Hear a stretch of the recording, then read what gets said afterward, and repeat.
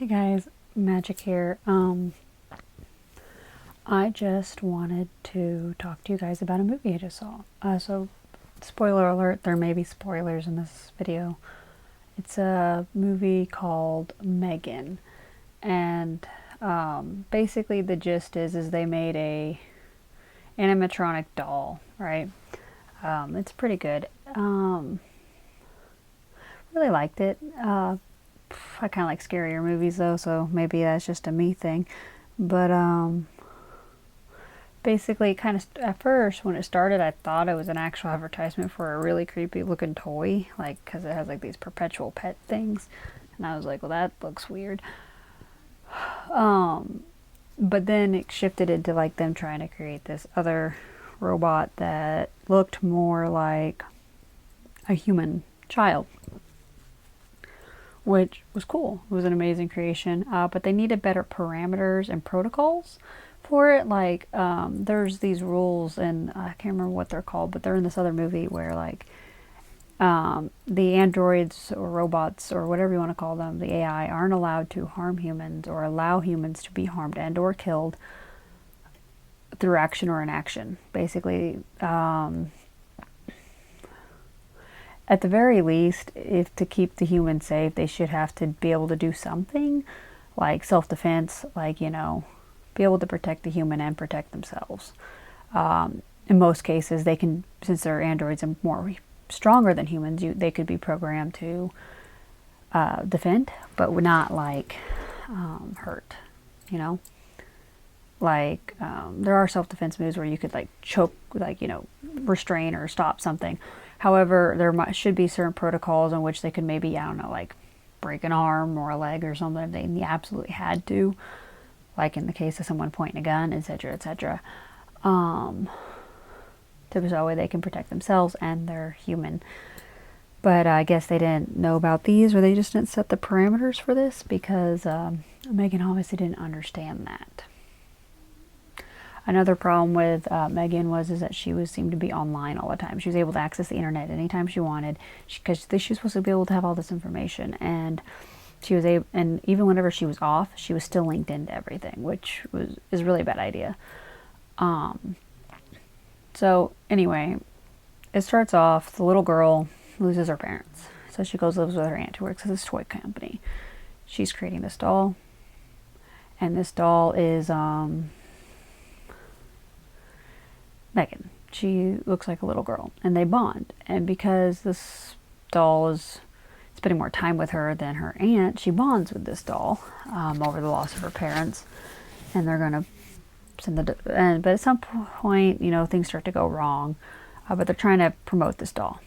So basically, at first, she goes to get the arrow from the neighbor's yard, and the dog attacks the android. And Katie, little girl, goes to save M3gan and gets bit. Now, apparently, the police officer, that wasn't enough to put the dog down. I know in the state I live in, a dog bites anyone, they can be put down. Now, granted, they did go into their yard, and she probably should have just fixed the hole in the fence, and she keeps complaining about the dog getting into her yard. Really, the whole thing could have been avoided if she just patched the fence. But, it's neither here nor there. The kid got bit. Well, that night, M3gan decides she's going to take care of the problem. And so she lures the dog away. You don't really see what happens, but the general gist is, the dog is not alive. So obviously the neighbor thinks that they had something to do with it, because it's the day after her niece got attacked, and now the dog's gone. Right, well, the lady keeps coming around, keeps threatening them, because she's like, I know you had something to do with it. I'm going to get you, and all this other stuff. So the way that she lured the dog was with this woman's voice. So now she's luring the woman with the sound of the dog. And so she gets her to come to the sound of the dog, and then kills her.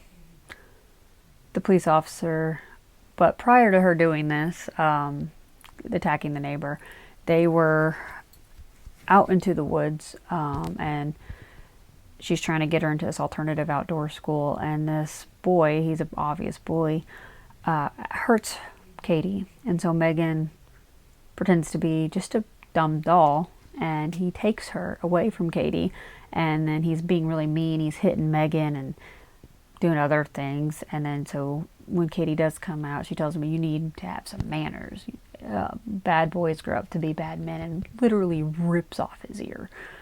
And then he runs away, and she's chasing him like a possessed thing, and he falls down a hill and to traffic. So, at this point, they just think that it was an accident. But then when her neighbor dies, they're questioning her too, because she was recently had to make a statement about this kid that died. And this kid, its ear was found, like way away from where he got hit. Now, I don't know why the kid didn't run to in the direction of the kids or in the direction of the parents or something, because I doubt M3gan would have followed him there. But he probably should have, So now they're trying to piece together. Now they're trying to connect the dots. And so now, like, the neighbor dies, and they're thinking there might be a connection, and then, so obviously she's starting to think something's up. So she starts checking her cameras and realizing that M3gan's getting too smart for her own good. So she wraps her up and takes her, and obviously this causes Katie a lot of distress. But so she takes Katie home after, talking to her about how, no, she needs to feel these feelings about her parents' death, and she needs to heal.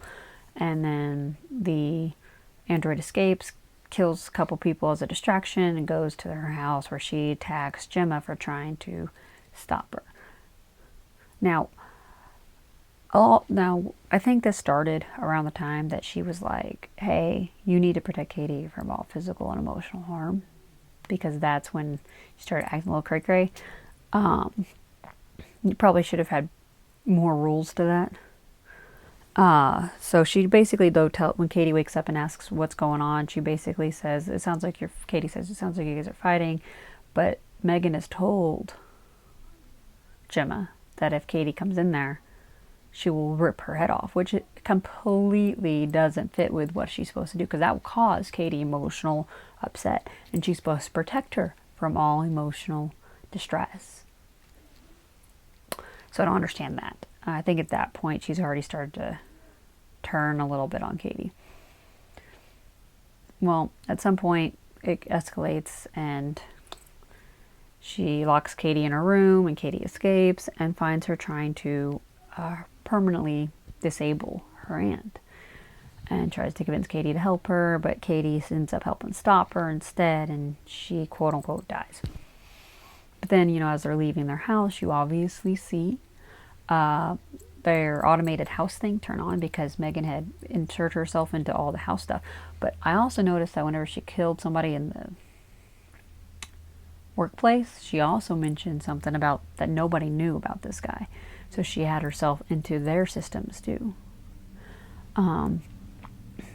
So she's probably watching them, and probably gonna be doing some weird stuff. So we'll see what happens. I'm thinking there might be a sequel, because otherwise why have that thing pop on, and why have her linked into all these other systems?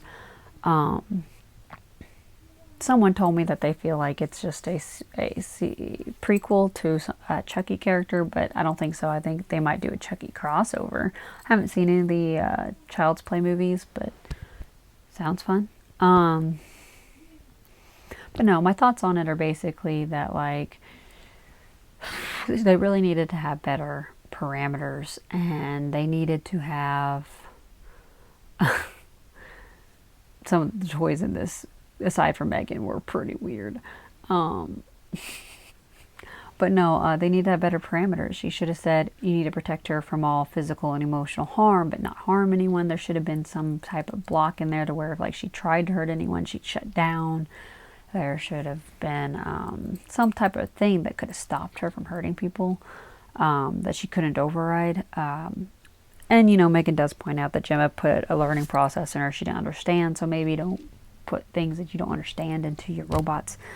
But no, I don't think she was thinking it through, because if she permanently disabled the aunt, I don't think that the courts would have let Katie stay there.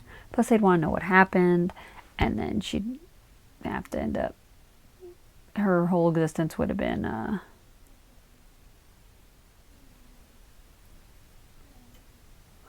whole existence would have been threatened, because like if she had to move with Katie's grandparents, were going to allow her to be there. And if they did, even by some weird chance they let Katie stay with a disabled lady who can't move, yeah, people are going to start wondering, and they're going to keep coming around, so that could have caused some problems. But yeah, there definitely should have been better rules in her and in her programming than that. And they shouldn't have put anything in her that they didn't fully understand.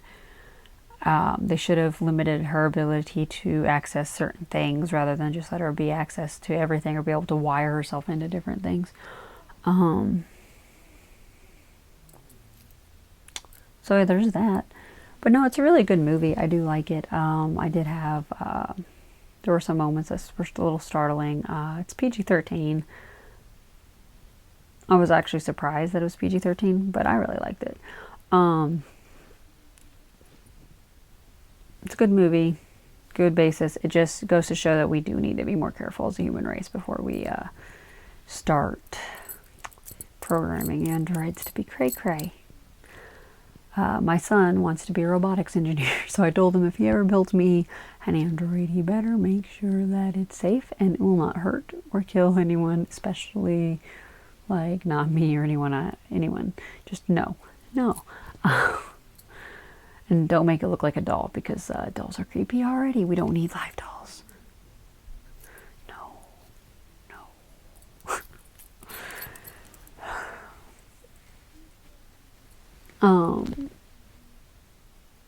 Anyway, guys, I'm sorry. I probably went off on a tangent. Probably told you more about the movie than I should have, but I just wanted to illustrate why better protocols were needed, why better programming, because there are ways to program things to where like they can defend themselves and defend others without actually causing bodily harm or death. Now, granted, okay, the dog was annoying, but again, Gemma could have prevented it by just fixing the fence.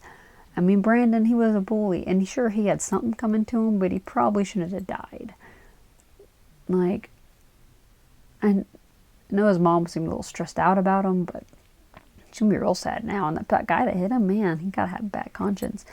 And the neighbor lady, yeah, sure, she was annoying, but she wasn't exactly threatening Katie. I mean, sure, she might have been causing some emotional distress, but she was harmless. She just missed her dog. I mean, she was a lonely lady with she only had the dog.